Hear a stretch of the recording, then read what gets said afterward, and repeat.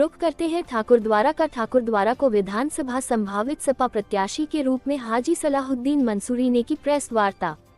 Thakurdwara all India Pasmanda समाज के राष्ट्रीय अध्यक्ष हाजी सलाहुद्दीन मंसूरी ने ठाकुरद्वारा विधानसभा क्षेत्र के विकास को लेकर बड़ी घोषणाएं करते हुए खुद को आगामी विधानसभा चुनाव का दावेदार बताया है। प्रेस विज्ञप्ति जारी कर उन्होंने क्षेत्र में flyover, railway station, medical college, stadium और बेहतर सड़क व्यवस्था सहित कई जनहित योजनाओं को प्राथमिकता में शामिल करने की बात कही। उन्होंने कहा कि विधानसभा क्षेत्र के गांवों और कस्बों का दौरा करने के बाद यह महसूस हुआ कि ठाकुरद्वारा को विकास की नई दिशा देने की आवश्यकता है। उन्होंने तिकोनिया से जसपुर मोड़ तक फ्लाईओवर निर्माण, रामगंगा व ढेला नदी पर पक्का तटबंध, भोजपुर से ठाकुरद्वारा तक पुल चौड़ीकरण तथा दरियापुर से रायपुर तक पक्का पुल निर्माण की मांग उठाई। हाजी सलाहुद्दीन मंसूरी ने कहा कि यदि समाजवादी पार्टी के राष्ट्रीय अध्यक्ष एवं पूर्व मुख्यमंत्री अखिलेश यादव उन्हें ठाकुरद्वारा विधानसभा से प्रत्याशी बनाते हैं और जनता का समर्थन मिलता है तो क्षेत्र को आदर्श विधानसभा बनाने का कार्य किया जाएगा। उन्होंने समाजवादी पार्टी की घोषणाओं का उल्लेख करते हुए कहा कि सरकार बनने पर 300 यूनिट मुफ्त बिजली, महिलाओं को प्रतिवर्ष 40,000 रुपए आर्थिक सहायता, किसानों का 24 घंटे में गन्ना भुगतान, दूध पर न्यूनतम समर्थन मूल्य तथा किसानों की सहायता राशि बढ़ाने का कार्य किया जाएगा। इसके अलावा प्रत्येक गांव को स्मार्ट गांव बनाने, युवाओं के लिए स्किल हब स्थापित करने, सरकारी नौकरियों में भर्ती प्रक्रिया तेज करने, समाजवादी पेंशन योजना को दोबारा लागू करने, महंगाई पर नियंत्रण तथा बेहतर स्वास्थ्य और शिक्षा व्यवस्था उपलब्ध कराने की बात कही गई। उन्होंने कहा कि बेटियों को केजी से पीजी तक मुफ्त शिक्षा देने की योजना भी लागू की जाएगी। उन्होंने दावा किया कि समाजवादी पार्टी जो भी घोषणाएं करती है, उन्हें जमीन पर उतारने का कार्य भी पूरी गंभीरता और तेजी के साथ करती है। सलाहुद्दीन मंसूरी है। सर, आज आपने जो है प्रेस कॉन्फ्रेंस की है, दरअसल पूरा मामला है। देखिए, चुनाव का माहौल है। मैंने यहाँ से ठाकुरद्वारा विधानसभा से टिकट मांगा है समाजवादी पार्टी से, और अगर पार्टी मुझे यहाँ पर टिकट देती है तो मैंने अभी 4-5 महीने के अंदर जो ठाकुरद्वारा के पूरे विधानसभा में घूम के जो समस्याएं निकाली हैं, उन समस्याओं को मैं आपके सामने रख रहा हूँ। ये समस्याएं हैं यहाँ पर ठाकुरद्वारा की, और अगर ये समस्याओं का समाधान तो उसे समाधान कराने के लिए मैं पूरी तरीके से इस पर मेहनत और कोशिश करूँगा।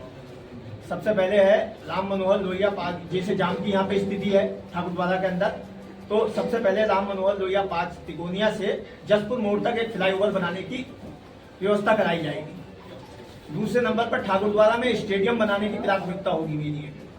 तीसरे है ठाकुरद्वारा में रोड बेस को शहर के नजदीक लाने की एक प्राथमिकता होगी। चौथा है ठाकुरद्वारा में औद्योगिक इकाई स्थापित कराना, जिससे यहाँ के लोगों को जो बेरोजगार हैं उन्हें रोजगार मिल सके। पांचवा ठाकुरद्वारा में रामगंगा ढेला नदी पर पक्का तटबंध बनाना, और छठा है भोजपुर से जो ठाकुरद्वारा को आते हैं तो बीच में जो नदी पड़ती है उस पर जो पुल है पतला वाला, उसका चौड़ीकरण कराना। सातवां है दरियापुर से रायपुर तक रामगंगा पुल पर पक्का पुल बनवाने का निर्माण। और आठवां ठाकुरद्वारा रेलवे स्टेशन जसपुर से काशीपुर रेलवे लाइन पर बनवाने की प्राथमिकता होगी कि ठाकुरद्वारा को भी रेलवे लाइन से काशीपुर के जरिए जोड़ा जाएगा। नवा होगा ठाकुरद्वारा में अच्छी सड़कों का निर्माण। ठाकुरद्वारा डिलारी भगतपुर के लिए अच्छी सड़कें देने की प्राथमिकता मेरी होगी। एक मेडिकल कॉलेज की यहाँ जरूरत है, क्योंकि उत्तराखंड की सीमा भी यहाँ मिल रही है, तो यहाँ एक मेडिकल कॉलेज की जरूरत है ठाकुरद्वारा के लोगों को। उसकी भी प्राथमिकता के आधार पर मैं कोशिश करूँगा। और एक जो यहाँ सरकारी अस्पताल है उसकी व्यवस्था थोड़ी खराब है, उसको अच्छा कराने की भी व्यवस्था की जाएगी। छात्राओं के लिए एक डिग्री कॉलेज की व्यवस्था यहाँ पर कराने की वो करी जाएगी। और एक अच्छा स्वच्छ सुंदर पार्क बनाने की जो कि ठाकुरद्वारा को लोगों को जरूरत है, उसको भी पूरा कराने का काम किया जाएगा। दूसरा यह है कि अभी हमारे समाजवादी पार्टी के राष्ट्रीय अध्यक्ष आदरणीय अखिलेश यादव जी ने कुछ घोषणाएं की हैं सरकार बनने पर कि हम ये करेंगे।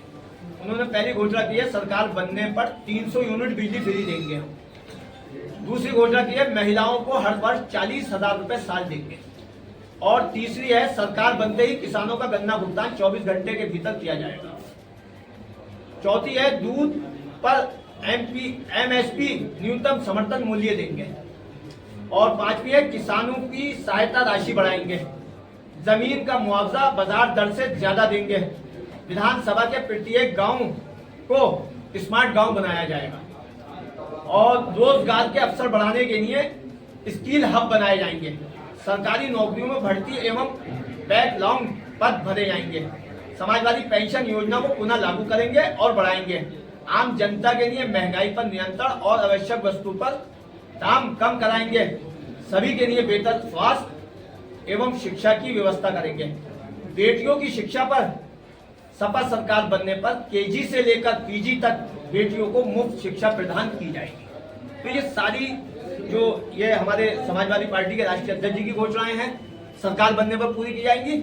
और बाकी जो वो हैं, तो मैंने जो 4 महीने ठाकुरद्वारा के अंदर घूमा हूं तो मैंने ये देखा कि यहाँ की जनता को इन चीजों की जरूरत है, तो ठाकुरद्वारा फिर विकास की रफ्तार पकड़ लेगा। तो मैंने टिकट मांगा है।